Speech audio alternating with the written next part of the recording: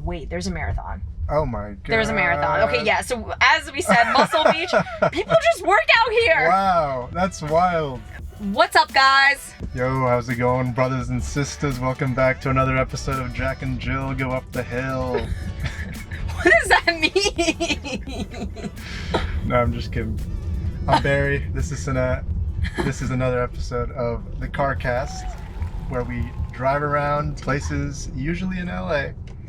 And you can enjoy the sights of wherever we're driving. You can enjoy Barry's terrible driving. In fact, actually, on our way here, Barry was putting hand sanitizer on. Oh god, I'm right in the middle of a crosswalk.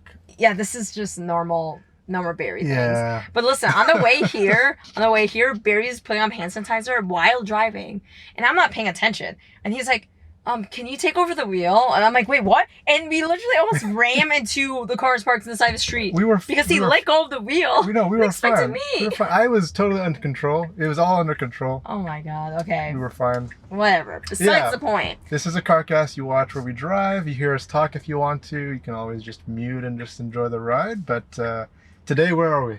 We are in Venice. Venice, Italy. Wow. Yep. Beautiful. We did a transatlantic trip just for the episode. Just for this. I know it looks very beautiful and Italian architecture around us.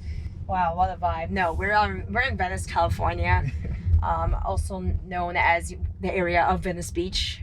Ovio. Yep. And we don't come out here a lot. Yeah, we may sound kind of like boomers, but I always feel like coming out to the west side, like Venice and Santa Monica area, is just like a tourist trap, and it's not really the place to be. I mean, okay, Venice has some really nice spots. Like, we're about to go through the Venice canals, and I think it has like a little something going for it. Yeah, I mean, it's very nice to visit every now and then, but coming here often. Oh yeah, this is actually very nice. So these are the Venice. Look at this bridge. These are the Venice canals. We are literally on a bridge. Now we're going down. That is wild. I hope you can see in the POV, like left and right. Yeah, that'd be pretty cool. Can you see it? I don't know. I think you probably could. Yeah, but in case you can't, on the left and right, there's basically these rivers that you can walk through. They're called the Venice canals, Barry. Yeah. Now they're rivers. No, they're canals. Yeah. But yeah, I think something that I would say the tourist trap of Venice is the boardwalk. Like, it's kind of insane how there's like a beach in Venice called Muscle Beach, where there are literally just extremely attractive people there. Yeah, the fact that you have a beach called Muscle Beach is pretty emblematic of what this place is.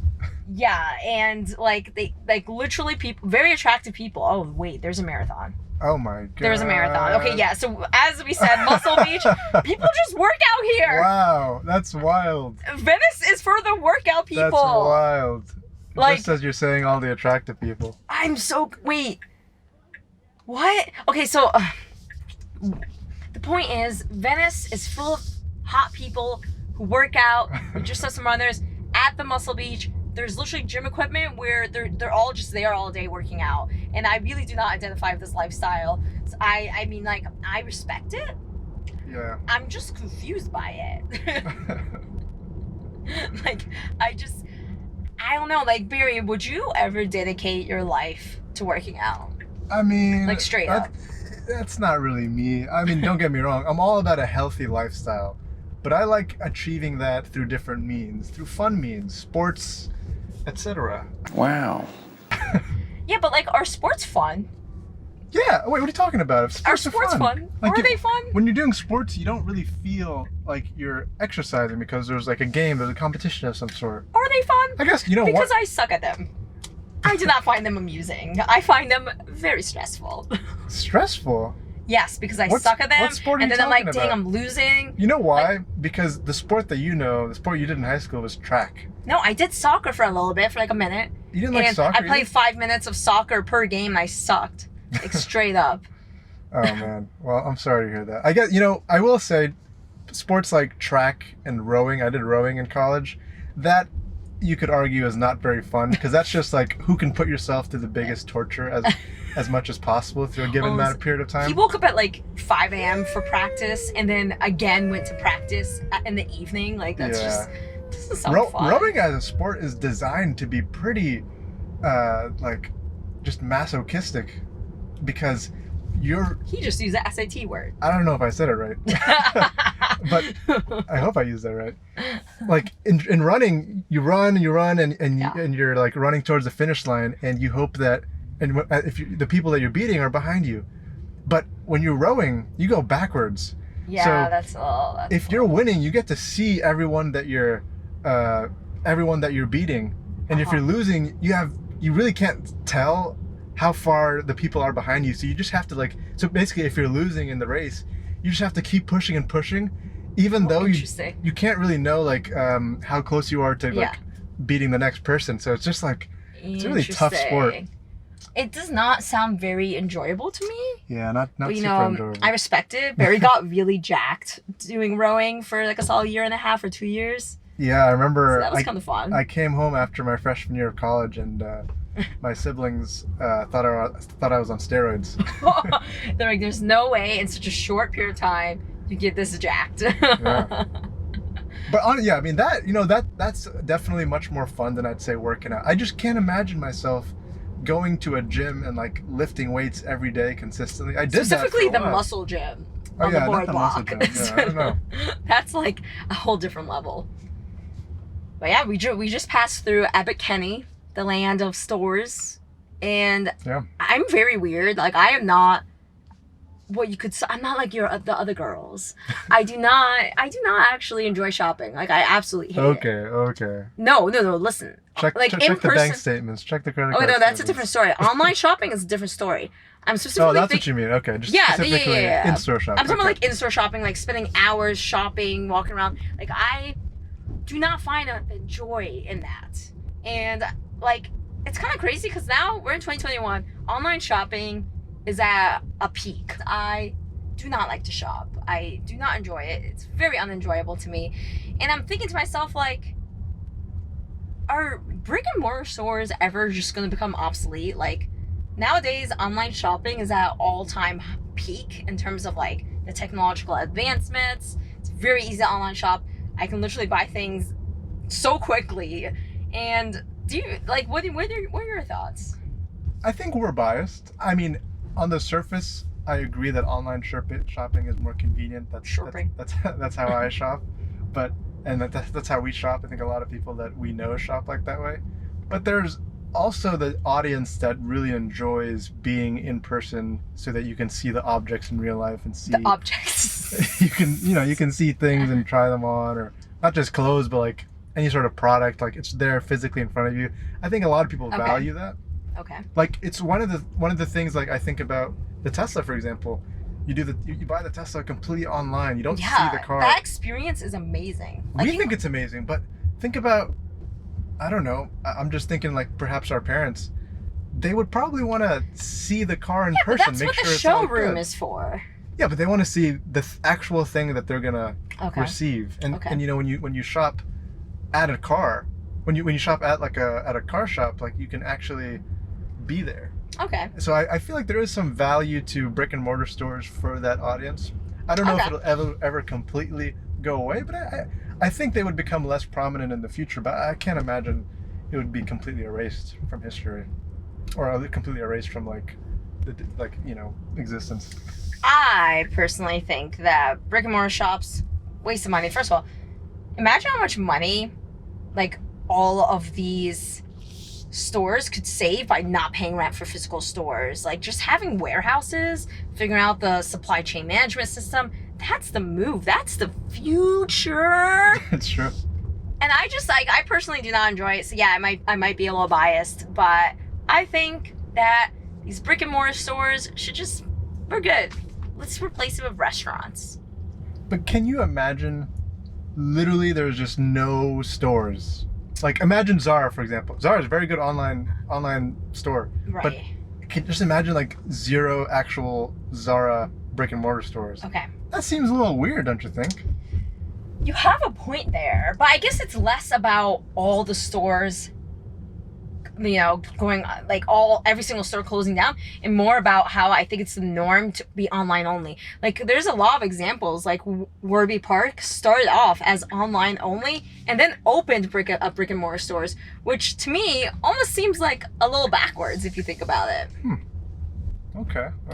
So I think it'll be the norm where they're just like an online store, and so they're just going to be an online store, and then maybe there'll be some stores here and there, but I don't think it'll be super common. Yeah, we'll see. We'll see in 5-10 years how life changes. Yeah, I think that'll be pretty fun to see. But yeah, now we're currently at the beach. We're at the beach at a really good time. Like it's like sunset time. Golden hour. Baby's about to hit people. We're seeing a lot of fun activities here. Fun little bus here. Yeah. Doesn't the ocean scare you? The ocean? What? Yeah. Does it scare me? No, Yes. It's relaxing. The ocean's a great place to be. No. I'm not talking about the shore. I'm not talking about the ocean front. I'm talking about the ocean. The deep ocean. Ah, the deep ocean. The thing is, I don't think I've ever been in the deep ocean. Well, I don't think.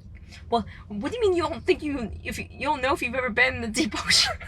Like it's obvious if you haven't been in the deep ocean. I'm talking about like deep, like so. For example, there were these two men, who actually, where are we right now? Where are we? Just go back to where you came. Anyways, so there were these two men who deep dove. Wait, what did I say? Deep dove? Wait. There were these two men who deep dived into the ocean. And you want guess how deep they went, Barry? How deep? No, I want you to guess. How deep in the ocean do you think they went? They're the ones who reached the record. They went as deep as you can go. So what's your guess? 10,000 feet? You thought? They went 35,000 feet. Is that even possible? Yes, 35,000 feet into the ocean. 35,000. That's like planes. Like, just think about that for scale. And they saw the craziest stuff. Like, there's still fish down there, but that just scares me. There's like this, thing in science, me, the scientist, talking about how there are sea creatures on sea level, or not sea level, in the deep ocean, who are extremely large, like larger than their relatives who are in more shallow water. It's known as deep sea gigantism. And they're significantly larger. And, you know, there's many reasons why. Maybe it's the low oxygen levels. Maybe it's the lack of food. But, like, think of, like, a regular squid. These creatures who live in deep sea, like, they have found squids that are, like, 50 feet long, like, straight up. Like, that's freaking terrifying.